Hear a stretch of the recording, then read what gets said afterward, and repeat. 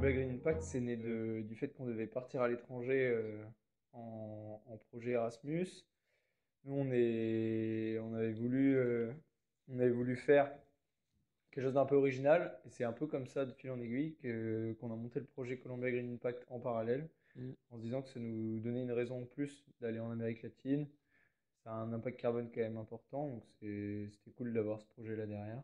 Ouais. Bah non, c'était vachement intéressant parce qu'il y avait un peu ce double objectif d'étudier, donc avec le cursus à l'université de Los Andes et un peu le côté projet où quand même on s'intéresse à la problématique environnementale. Et ouais, comme tu l'as dit, ça a pas mal changé sur le terrain où finalement on a vu que les problématiques auxquelles nous on avait accès avec vraiment des exemples concrets et ce qu'on pouvait aller voir, c'était assez différent de ce qu'on avait prévu au départ, donc c'est pas grave. Ouais, on a même bien rebondi aussi. Bah, ça a joué pas mal, je pense, avec le sport.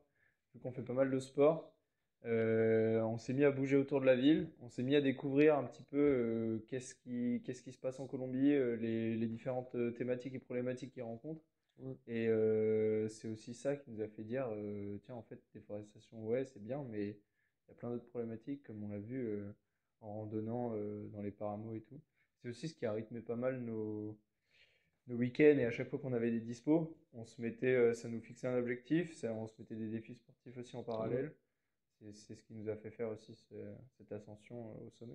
Ouais, et ouais, côté sport, moi ce que j'en retiens, c'est que c'est quand même une population assez sportive, du moins pour ceux qui réussissent à avoir accès à ce genre d'activité, quoi. Donc, ouais, ils sont motivés à faire toutes sortes d'activités. Il y a quand même des gens qui courent, notamment le dimanche avec leur super concept de cyclovia avec Ouais. les routes fermées aux quatre coins de la capitale. Et donc ça, c'était vraiment super intéressant. Après, il y a le Montserrat qui est comme un sanctuaire où vraiment il y a pas mal de gens qui y montent le week-end. Mais oui, comme tu as dit, ils ont autre chose à penser que de faire du sport, tout comme ils ont autre chose à penser que de faire des efforts pour l'environnement au final. Ouais. C'est là qu'on voit que ça reste un pays en voie de développement et pas à développer parce que par manque de moyens financiers, ils vont pas se mettre à réfléchir à faire du recyclage, etc. Même Mm. si, bien que on a vu des choses assez surprenantes, en fait, ils font du recyclage seulement si ça leur apporte de l'argent au Ouais, final. ouais. Au final, t'en as pensé quoi de l'université, toi? Bah, franchement, agréablement surpris, hein. Je trouve que Google Maps, enfin, ou Google Images le vendait assez mal. Ça, c'est vrai. Non, je m'attendais pas à quelque chose d'aussi beau. On avait vu que c'était privé. Ouais, donc il y a vraiment deux grosses universités à Bogota, c'est Los Andes privé Mm. et l'autre La public. nationale. Oui, voilà, la nationale. Elles sont toutes les deux bien réputées. Et c'est quand même une structure, un complexe énorme, hein. Il y a 18 000 personnes dans une université, donc c'est vraiment sur plusieurs rues et tout. Les bâtiments sont énormes, sont super modernes. Complexe On- sportif qui nous a beaucoup Ouais, plu aussi, ouais. ouais, c'est vrai que là, on a pu s'en donner à cœur joie. Piscine, salle de sport, stade, il y avait vraiment de quoi faire. Mais ouais, non, les moyens financiers qui sont mis là-dedans sont franchement assez impressionnants. Tout autour, c'est un beau quartier, hein, Santa Fe, ça s'appelle. Mm. C'est là où on vivait. Mais ça contraste vachement avec tout le reste de la ville, quoi. On voit qu'il y a des inégalités énormes, que ce soit dans l'accès bah, à l'éducation là, pour C'est l'université. combien la moyenne, le salaire moyen en Colombie? Ouais, c'est un SMIC aux alentours de 300 euros, je crois. Ouais, alors Mais en que là, plus, l'université, c'est juste. ouais, C'est c'est vraiment que des inabordable, très ouais. très haut placés. Ouais, ouais, ouais. Donc, je sais pas pour toi, mais moi, vraiment, mon souvenir fort de notre séjour en Colombie, c'était vraiment l'ascension du Nevado del Tolima Ouais, c'était un sacré à challenge. plus de 5500, 5200 mètres, pardon, d'altitude. Et ouais, c'était un peu le symbole de notre trip. On l'avait prévu, on avait ça comme idée parce que on avait vu qu'il y avait quelques sommets qui étaient vachement hauts et un peu prisés des gens qui aiment les défis physiques. C'était aussi vraiment pas mal pour nous parce que bon, moi j'ai aucune expérience en alpinisme. On a juste un niveau physique correct quoi, qui nous permet de faire deux, trois trucs. Et donc c'était vraiment pas mal puisque c'était un glacier finalement pas difficile sur le plan technique, mais avec l'altitude, on sait jamais comment on va réagir. Voilà, il peut toujours y avoir des soucis. Donc, par chance, nous, ça s'est vraiment super bien déroulé. Toute l'équipe, avec quelques camarades de l'université d'autres pays, ils nous ont bien suivis dans le projet. Et un beau temps aussi au sommet. Et toi, qu'est-ce que tu en Ouais, gardes comme souvenir? ouais, non, c'était super chouette. Ben, comme tu dis, c'était un super défi sportif et au final, ça nous a permis d'en apprendre beaucoup. En plus, on était guidés là-dessus, Ouais, c'est une obligation. Ils ont une politique environnementale au final assez forte là-dessus. ouais, Tous les parcs nationaux sont hyper réglementés, le nombre de personnes qui y rentrent, etc., sont référencés à chaque fois. Il y a même des limites sur certains parcs. Et au final, là, tu es obligé d'être accompagné d'un guide pour entrer dans un parc national. mm, Donc pour nous, Européens, c'est inconcevable de devoir aller prendre un guide pour aller courir dans les Alpes. Mais ouais, là-bas, ouais, c'est la norme, bien que c'est pas toujours respecté. Mais ça a été un vrai plus là d'avoir le guide. On ouais, a ouais, pu avoir pas mal d'infos. Et puis eux, ils ont un peu aussi toute l'histoire des Paramos. Au final, ces gros glaciers, nous, on était en plein milieu de la Colombie. Et c'est ce qui nous a fait, c'est ce qui alimente aussi en eau toutes les villes autour. ouais, C'est vraiment la réserve d'eau autour. Puisque bien évidemment, ils traitent pas au final, ils traitent pas l'eau potable. Donc dans les rivières, c'est ce qui coule directement. Les paramos, il y a pas trop de végétation. C'est que des fleijones, c'est des espèces de grands bâtons plus ou moins grands qui captent pas mal d'humidité, puisque c'est des endroits très humides. Il pleut pas si souvent que ça, mais tout le temps humide, un ouais, crachin, pas un beau temps. Et ça permet de capter en permanence l'humidité et ça le redistribue dans le sol. C'est un peu ces gros réservoirs. Et puis après, au plus haut, les glaciers. Mais il nous disait avant, là où on dormait à 3008, c'était plein de neige avant. Et ouais, maintenant, c'est devenu des paramos, des prairies à vaches. Au final, il y a plein de vaches. ouais, Ils essayent de restaurer. On avait plein de super retours. Ils disaient qu'avant c'était très agricole, puisque quand la neige s'est mise à fondre, c'était devenu. Toute la végétation s'est mise à pousser, mm. ils mettaient plein de vaches. Et là, ils essayent de limiter un peu. C'est le tourisme qui va bien au final contrebalancer ça et et venir réduire l'aspect agricole, donc réduire la pollution des sols par les vaches et amener du tourisme pour faire vivre ces paysans qui vivent dans les montagnes. Et Paramo, c'est un peu tout un symbole en Colombie parce que je Ouais. crois que, je sais plus exactement la stat, mais je crois que 80% des paramos, donc c'est ces zones humides qui sont entre 3000 et 3500 mètres d'altitude, donc vachement haut. 80% de ces zones-là sont en Colombie et les autres, c'est vraiment d'autres pays très proches de l'équateur. Et donc, c'est très particulier comme écosystème. Et moi, j'ai vu quand même bah, le volet, oui, techniquement, la Colombie a besoin de ces écosystèmes pour être irriguée en permanence. Et donc, les problématiques environnementales vont aussi toucher à ça. Et c'est notamment pour ça que des investisseurs, après avoir parlé avec des locaux, les investisseurs, ils sont très intéressés par ce genre Pragmatique aussi. de zone, mais pas forcément pour les bonnes raisons, quoi. Donc, dans un contexte où on va manquer de ressources, et notamment d'eau, voilà, est-ce que ces gens-là veulent vraiment protéger les zones actuellement ou s'en servir pour une exploitation pour le futur? On n'est jamais vraiment sûr de rien. Et, en tout cas, ce que pensent les gens là-bas, et peut-être à raison. Et le deuxième volet, c'est un peu, j'ai trouvé le côté spirituel de ces zones, vraiment un grand respect des gens qui travaillent là-bas, qui y habitent pour ces zones. Voilà, donc c'est comme si c'était un peu habité par des esprits. J'en avais visité un autre, toi t'étais pas là, mais c'était le paramo Ah de ouais. Oseta. Et le guide là-bas, c'était vraiment un local, il était né là-bas, et donc c'était un peu marrant. On avait un espèce de rituel où, 30 secondes, on devait vraiment demander au paramo. Dans notre tête si on avait le droit d'y accéder. Enfin, c'était très très spirituel, mais ouais, un énorme respect pour ces zones de la part des paysans, des agriculteurs et des gens qui travaillent dans le tourisme, quoi. Et puis après, petit à petit, quand le jour on a gravi, comme tu l'as dit, les conditions, on a vraiment eu de la chance. Ouais. Mais ça a été aussi un peu terrifiant de voir les panneaux. Ils documentent quand même pas mal la fonte des glaciers. Et ils ont mis des panneaux chaque année depuis 1990, Mhm. il me semble. Ouais, c'était. Euh, et petit à petit, on voit comme c'est vraiment exponentiel cette fonte des glaciers. Et déjà, on avait un panneau de 2020 qui était déjà tellement loin de Ouais, là actuellement, nous, on est fin 2024. Et ça laisse imaginer qu'en fait, 2035, 2040, ouais, ouais. il va y avoir quasiment plus rien et Mhm. c'est déjà les altitudes max.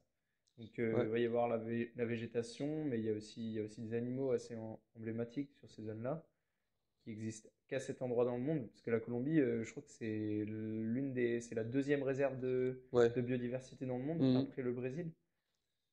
Donc, c'est assez fou, ces espèces emblématiques qui vont disparaître avec la fonte des glaces. Comme tu disais aussi, les habitants étaient hyper protecteurs de ces milieux-là. Et ça, je l'ai beaucoup vu au final. Quand j'étais allé, bah, c'est complètement différent. C'était en basse altitude, type, euh, type tropical, très tropical, Ouais. Amazonie. Euh, Où là-bas, pareil, c'est des collectifs d'habitants qui sont venus créer une réserve agroécologique sous forme associative pour lutter contre l'expansion d'un cimentier dans la Mhm. région.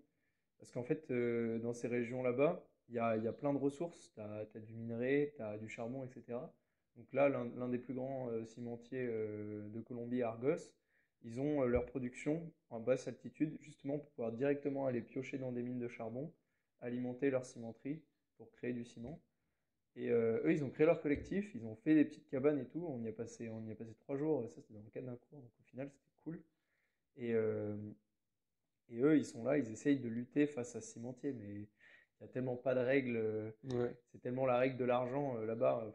Et ils essayent de faire face à eux en replantant, en refaisant de la forêt primaire parce que ils avaient déforesté toute une zone et eux, ils sont venus replanter pour essayer petit à petit la régénération et de retomber à l'état de forêt primaire où il y a beaucoup plus de biodiversité. Et, voilà, c'est pareil, c'est très tropical, hyper humide, mais très Ouais. chaud ce coup-ci.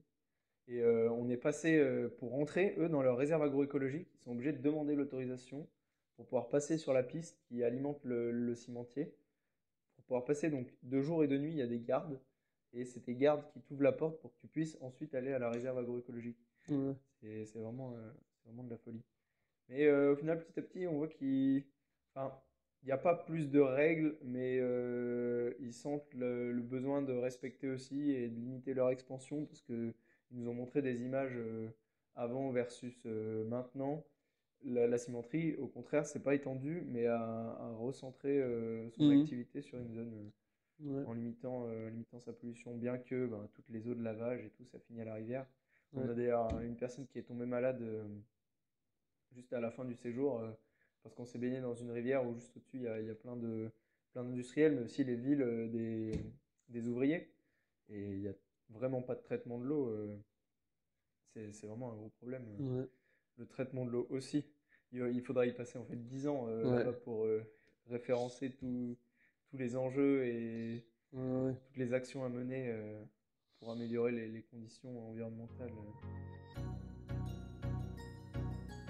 Non, mais c'est sûr, mais quand tu parles de restauration d'une zone, ça me fait penser à une autre chose qu'on a visité, c'était la lagune de Ah Guatavita. ouais, Donc, ouais, quand on connaît tout l'historique du site, c'était dans les années 80 où ils exploitaient ça de façon terrible pour chercher de l'or, qui au final, on n'a ils pas n'ont jamais trouvé. réussi à Ouais. le sortir. Ouais. Ouais, voilà. Donc là, ils sont vraiment sur une pente inverse où ils essayent de développer un tourisme, mais vraiment respectueux, de tourner ça autour de, voilà, du respect de la zone, euh, d'accompagner ce milieu pour qu'il se Et en reconstruise. parlant beaucoup d'histoire aussi. Oui, oui, ouais, voilà. On a vu quand même vraiment pas mal de photos du lieu. Donc en fait, il faut s'imaginer, bon, on mettra des photos, mais c'est une lagune qui est quand même assez profonde.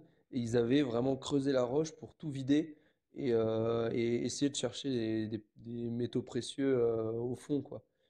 Donc vraiment, c'était un peu un désastre écologique. C'est assez fou que ça soit rempli d'eau au final. Ouais, Parce qu'avant, il n'y avait pas d'eau, il y ouais, avait des mecs qui vivaient, qui s'étaient protégés dans ce trou-là, ouais, et ouais, qui avaient beaucoup d'or. Et l'eau, il y a une résurgence d'eau qui est arrivée avec le temps et ouais. qui a rempli complètement ça en lac. Ouais, et donc ouais, ça c'est une zone qui se situe, c'était pas trop loin de Bogota, hein, on est 60-70 Ouais, km. c'est ça. Ouais. On y est allé en vélo d'ailleurs.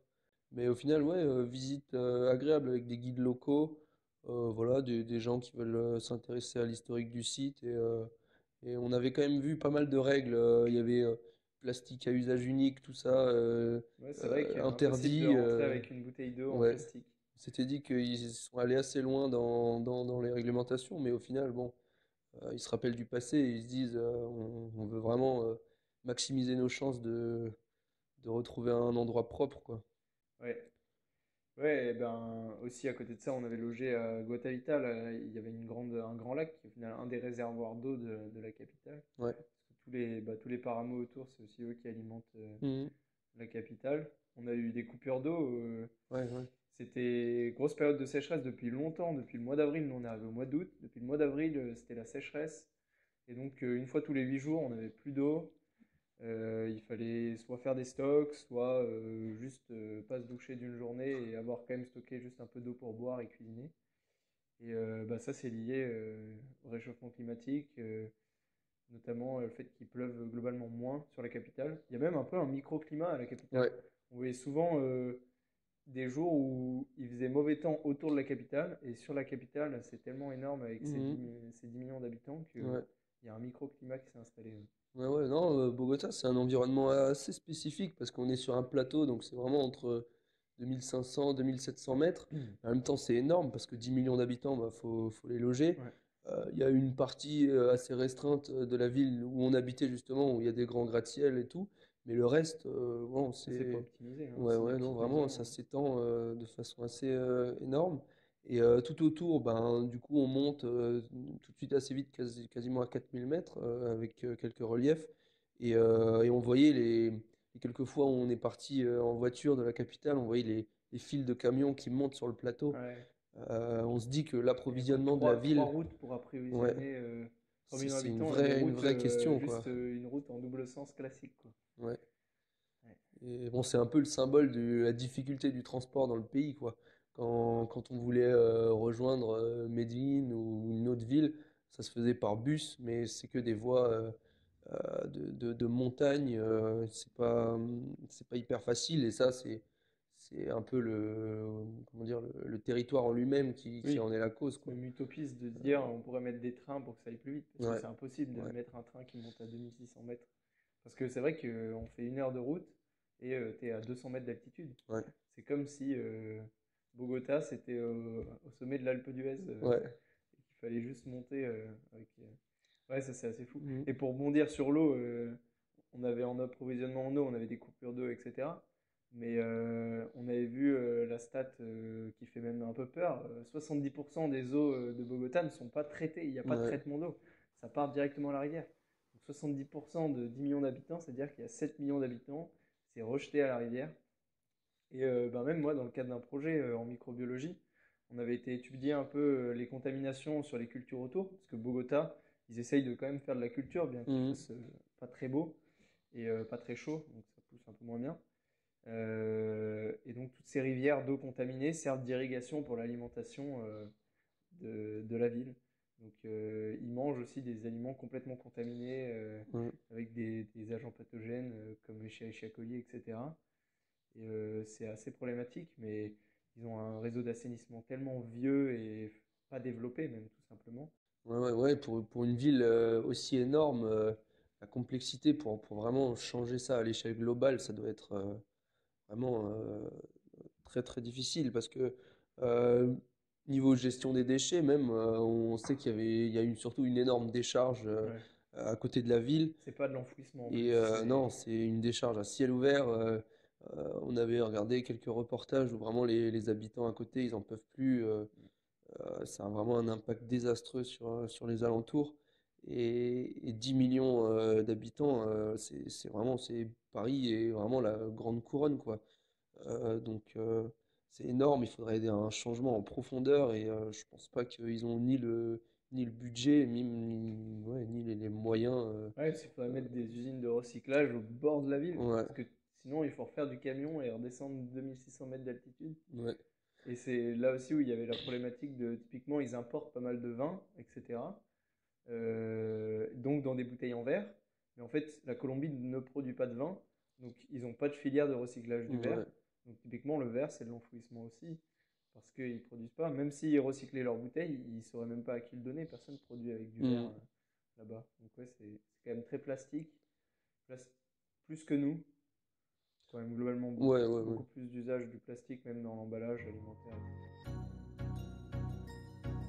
On a eu aussi l'occasion de visiter la Comuna 13. C'est hyper connu dans le monde entier. C'était le Ouais, quartier le plus criminel du monde entier.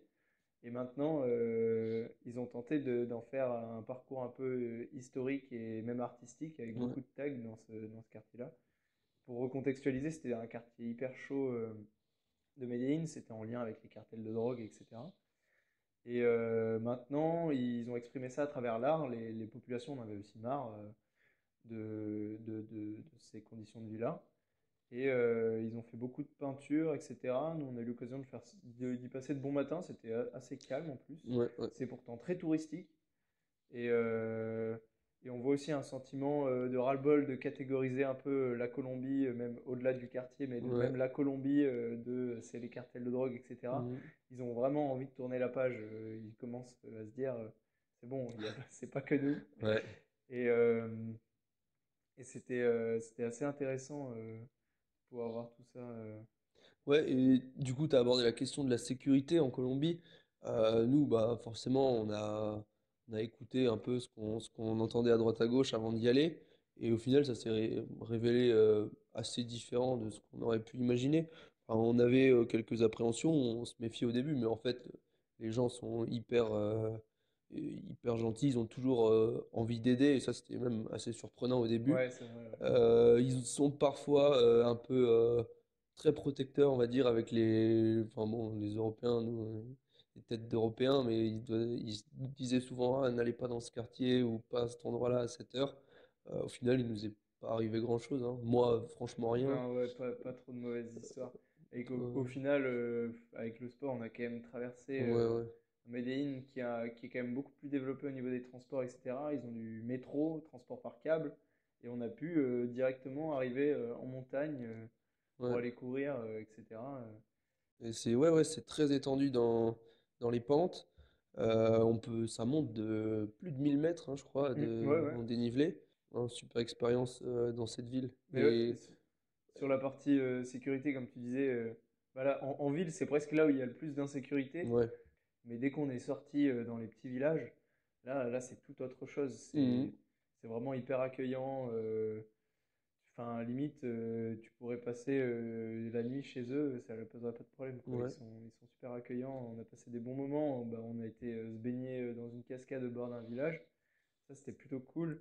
Et on a rencontré pareil des jeunes. On s'est bien amusé. Ouais. Et ouais, globalement, c'est quand même vraiment plus accueillant.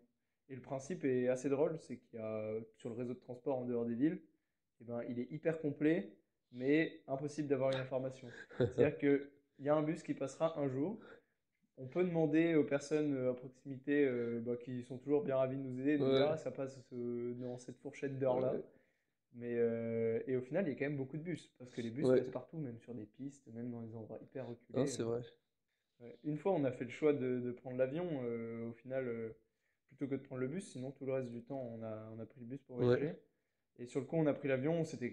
Il y avait 24 heures de bus. Bon, Mhm. la journée de bus complète allait Ouais. nous faire perdre beaucoup de plumes.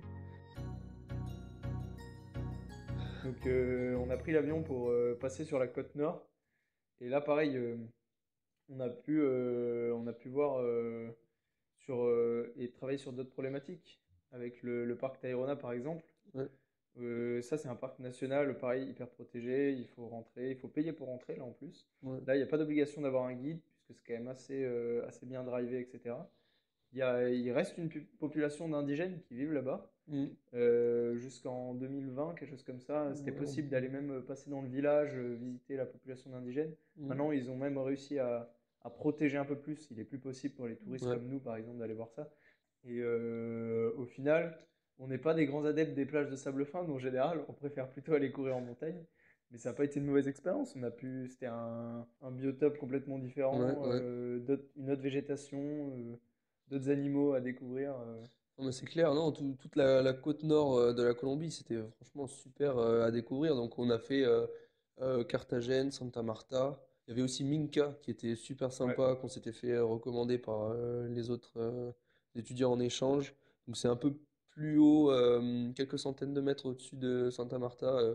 donc avec un climat qui est un peu plus supportable, dans la forêt, et c'était vraiment c'est un petit village super sympa à découvrir. Et ça, c'était en direction du plus haut sommet de Colombie au final. Ouais, Et c'est même, je crois, le plus haut sommet côtier du monde ouais, entier, c'est ça. qui surplombe et qui descend sur la mer de Ouais, 5700 ouais. et qui descend jusqu'à la mer. Ça, Ouais, je crois c'était assez fou. qu'en 40 kilomètres tu peux faire 0, 5007 Ouais. d'un coup, c'est assez Bon, ça, fou. on n'a pas fait ce défi-là de le gravir. Mais je C'était une crois que pour dizaine le de jours de coup, marche. ouais, Et il pour le fallait une coup, vraie oui, expérience oui, sur oui. l'alpinisme. Bah, là-bas, on a pu voir un petit peu les exploitations de café à Minca, par exemple. Oui. Mhm. Parce qu'au final, c'est quand même un des plus grands pays producteurs de café Ouais, dans le ouais. monde, la Colombie. Et ça, sur ces visites-là, c'était assez intéressant. On a même vu un réseau, c'était bluffant, leur réseau de collecte des grains de café. Ouais, ouais, ouais. Ils avaient tout mis en tuyaux PVC. Et donc, vu que la finca était en pleine pente, il y avait tout un réseau de tuyaux PVC. Donc, en fonction de où ils se situent, en train de collecter des grains de café, ils vont sur un point de collecte et ils versent tous leurs sachets. Et ça arrive tout en bas pour traiter. Et puis après, il y avait Santa Marta, c'est quand même une ville côtière hyper touristique, hyper connue, même pour les Colombiens eux-mêmes qui Ouais. vont en vacances, comme à Carthagène. Mhm. Et là, il y a quand même toute la question des traitements des eaux, parce qu'ils vendent des belles plages bleues de sable fin, donc ils doivent se maintenir, et en même temps, ils ont quand même régulièrement du rejet directement à la mer sans Ouais. traiter. Ouais, Mais ouais, et la question qui est assez liée à l'eau, c'est le climat. C'était super chaud. ouais, Nous, on n'avait pas en l'habitude. plus, ouais. Bogota, c'est 20 degrés constant. Ça change vraiment rarement. Mm. Et là, c'était vraiment terrible, quoi. On a rarement eu en dessous de 35 la journée. Même étouffant au final. Ouais, ouais. Surtout à Carthagène. On a Mm. quand même réussi à partir en excursion une journée en bateau pour visiter les îles au bord, qui sont quand même assez réputées et Ouais. très touristiques. On voit qu'il y a quand même la grosse industrie touristique à Carthagène. Mhm. C'est autant le centre-ville est très touristique aussi, mais Ouais, même les excursions en bateau, etc. Il y a beaucoup d'exploitation dans ce ouais. sens-là. On a pris le choix d'aller en faire une au final, et ben, on a vu des choses un peu clivantes quand même, Ouais. comme nourrir les poissons pour se retrouver avec plein de poissons autour de Ouais. nous. On a fait ce qu'ils appellent du snorkeling, c'est de la plongée juste avec un tuba et un masque. Ouais. Et, euh, et donc les eaux sont en fait pas profondes au bord des îles, il y a 2 mètres, 2 mètres 50. Et ça permet de nager dans les récifs, c'est joli. Et il y a quelques poissons, mais en fait, eux, pour attirer beaucoup plus de poissons, Ouais, il ils leur donne, nourrissent les ouais. poissons, ils t'incitent à te donner ces petits morceaux de pain, Ouais. etc., pour avoir plein de poissons, pour que ça un peu faire ce côté expérience Ouais, inoubliable. ouais. Mais est-ce que c'est vraiment nécessaire, quoi? Ouais, bah c'est un peu le point incontournable des touristes qui viennent en Colombie, quoi, hein. Sur les groupes Facebook, on voyait souvent les gens qui proposaient leur trip, quoi, vraiment pour visiter la Colombie sur 3 semaines. Et c'est vrai que souvent, il y a des stops dans ces grandes villes. Donc forcément, les, les gens qui exploitent qui utilisent le tourisme, hein, voilà, ils le font à grande échelle. Mais c'est vrai que la différence avec les zones plus montagneuses, qui sont franchement respectées, avec Ouais, un ça, ouais. tourisme C'est que du très, tourisme vert, au final. C'est ouais, des voilà, personnes qui sont c'est assez franchement responsables. ils accompagnent, enfin ils limitent. Parfois on paye un peu plus cher, mais on sait pourquoi, Mm. et c'est important. Là, c'est vraiment plutôt la course aux chiffres, quoi, hein. Plus on en met dans le bateau, mieux c'est. Et Ouais. on va donner à manger aux poissons pour qu'il y en ait plus, quoi. Ouais, bah c'est au final presque le tourisme de masse qu'on voit en Côte d'Azur, comme Ouais. chez nous dans le sud de la France, Mhm. avec encore moins de réglementation et des Ouais. pratiques ouais, pas très acceptables au final. Alors qu'ils ont, pareil, une biodiversité, des paysages, des fonds marins et tout, juste incroyable, Mhm. quoi. En fait, bon, on a franchement pas mal abordé le sujet en cours d'économie. J'avais un cours Ouais, d'introduction à l'économie colombienne. Et en fait, la Colombie n'est pas forcément un pays très pauvre, parce que dans la moyenne mondiale, bon après on s'entend, hein, ça n'a rien à voir avec ce qu'on connaît en Europe, c'est sûr. Mais il y a franchement des pays d'Afrique qui sont beaucoup plus pauvres que la Colombie. Mais par contre, c'est extrêmement inégalitaire. Et ça se mesure avec des indices d'accès à toutes sortes de choses. Et oui, en fait, et un des facteurs, c'est que, ok, il y a un SMIC à 300 euros, c'est faible, très faible pour la comparer à la France, mais même la plupart des gens n'ont même pas le SMIC parce qu'en fait, il y a un travail qui est informel. En fait, c'est des gens qui n'ont pas de contrat de travail. Mais en fait, en Colombie, c'est pas du tout illégal. La plupart des gens font ça. Ils se mettent à un coin de rue et ils commencent à vendre des sandwichs. Et du coup, en fait, bah, ils ont des conditions de travail qui sont franchement pas top, un revenu qui est au plus bas. Mm. Et donc, en fait, c'est un cercle vicieux, quoi, parce qu'ils n'ont aucune aide sociale. Déjà que c'est pas très développé en Colombie, mais là, ils ont juste rien. Ils n'auront pas de retraite. Donc, ouais, c'est Ouais, ça qui mène à des problèmes très profonds, quoi. ouais, bah c'est là que la grande problématique au final, c'est comment dans un système inégalitaire comme ça, tu peux venir en plus inclure Ouais, des notions de développement durable, gestion de l'environnement, etc. Même au niveau des gouvernements. Ils ont aussi des priorités sur l'aspect social et réduction des inégalités. Bien qu'environnementalement parlant, on l'a vu, sur certaines parties, ils sont même très en avance, plus en avance que nous. Mhm. Mais il y a d'autres parties des solutions beaucoup plus coûteuses, comme nous on Ouais, connaît le recyclage, c'est une solution coûteuse, où là c'est beaucoup plus limité, le traitement, l'eau. Dès qu'il faut mettre de l'infrastructure, dès qu'il faut mettre quelque chose qui fait perdre de l'argent à un État, ouais. c'est très difficile à mettre en place. Si Mhm. c'est pour de la régulation, faire payer des tickets d'entrée dans des parcs, Ouais. etc., là c'est facile à mettre en place, ça génère du bénéfice, Mhm. donc inévitablement c'est encore dans la partie où si financièrement parlant, c'est intéressant. Ouais. Ça peut y aller s'il n'y a pas trop d'investissement, pas trop de risques. Mais dès qu'il y a un investissement conséquent, c'est beaucoup plus difficile. Ouais, bah, c'est sûr, hein, le nerf de la guerre, c'est encore une fois l'argent, mais en même temps, si les gens ils l'utilisent pour financer juste le fait de vivre ou de manger, on Et oui, peut clairement pas leur en vouloir. Et même au niveau des politiques publiques, si les pays plus développés ne les aident pas, la question climatique et environnementale, c'est vraiment un problème global et mondial, quoi. Je pense que même si on résout entre guillemets le problème, on tend vers zéro émission dans quelques décennies en France, et qu'il y a des pays à côté qu'on n'aide pas assez ou pas, comme la Colombie par exemple, l'impact il va rester élevé au niveau oui. mondial, quoi. Donc c'est Puis, ce genre de questions qu'il faut se poser ouais. aussi. Il faut pas oublier non plus qu'ils n'ont pas un impact toujours très important sur certains aspects de la vie. Au final, les personnes ils vivent beaucoup plus en autonomie que nous. Mhm. Ils sont parfois hors réseau, comme on pourrait appeler ici, c'est-à-dire pas d'électricité, pas d'eau potable, etc. Toutes ces infrastructures-là, au final, ça a un bilan carbone positif. Tout comme nous, on a tendance à acheter des véhicules en permanence, eux, ils Ouais. sont beaucoup dans la réparation. On l'a vu bah, typiquement dans l'état des bus, Ouais. mais au final, ça réduit l'impact carbone d'un véhicule. Un véhicule qui roule longtemps, un véhicule qui est réparé, il a un impact carbone beaucoup plus faible. Mhm. Donc c'est là, ils sont au final bien moins émetteurs de CO2 que nous. Ouais. Mais c'est là où des fois il y a le développement en plus de l'avion, par exemple dans la Colombie, qui est un nouveau moyen de transport. Pour eux, ils gagnent énormément de temps, etc. Et c'est là où ils deviennent à nouveau plus Ouais. émetteurs. Donc il y a toujours ce Ouais. vice-là C'est de à venir nuancer, apporter ouais. les nouvelles entre guillemets technologies européennes qui Ouais. vont venir les faire émettre plus, alors que eux, au final, ils vivaient avec moins et donc ils étaient moins émetteurs. Mhm. Mais ça, on le sait déjà que les pays développés, ce sont souvent eux qui ont un bilan carbone plus important.